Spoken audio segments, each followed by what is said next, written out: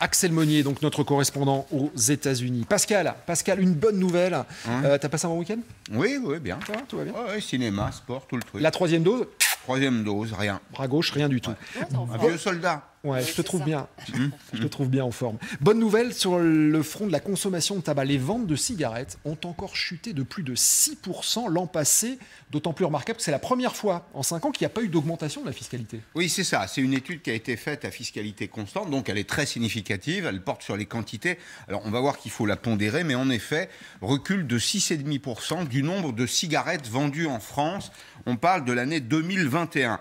On a tout de même livré 33 milliards et demi. 33 milliards et demi de cigarettes, non pas de paquets, mais de cigarettes aux buralistes en France. Alors moi, j'y vois 3 raisons. Première chose, c'est un vrai succès des campagnes anti-tabac. Je crois que c'est absolument incontestable. Les campagnes anti-tabac, ça finit par marcher. C'est aussi la démonstration, dans mon esprit, que le signal prix fonctionne. C'est-à-dire quand on augmente le prix, il y a une désélasticité au prix. C'est-à-dire que plus on augmente le prix, plus le marché se réduit en réalité. Alors, il faut que les hausses de prix, elles soient rapides et brutales. C'est une thèse que j'ai toujours défendue. Moi, je suis contre les augmentations homéopathiques. Je crois que ça n'a aucun effet. C'est-à-dire, vous augmentez le prix du paquet de cigarettes d'un seul coup de 2 ou 3 euros, ça marche. D'un seul coup, vous augmentez de 2 à 3 euros sur 3 ans, ça ne marche pas. Parce que le fumeur, en réalité, il ne voit pas les augmentations passer. Ça marche dans certains pays. Vous allez en Australie, alors là, je suis tombé de l'armoire. En Australie, je pensais que c'était 20 $ le paquet. En fait, c'est 35.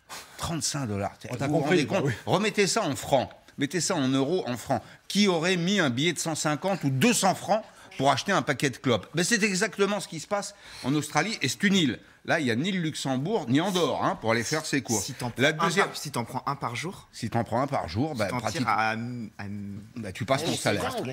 Tu passes ton salaire. Ou tu fumes, ou tu vis, si tu veux. Deuxième élément qui permet de pondérer le résultat, c'est que la France est voisine, en effet, de pays comme, par exemple, le Luxembourg. Il y a une station-service à Berchem, qui est B-E-R-C-H-E-M, je crois que ça se prononce comme ça en allemand, qui est en réalité un gigantesque bureau de tabac. Vous voyez défiler, c'est sur l'autoroute, c'est au sud du Luxembourg, au nord de Esch-sur-Alzette, pour ceux qui vivent dans cette région.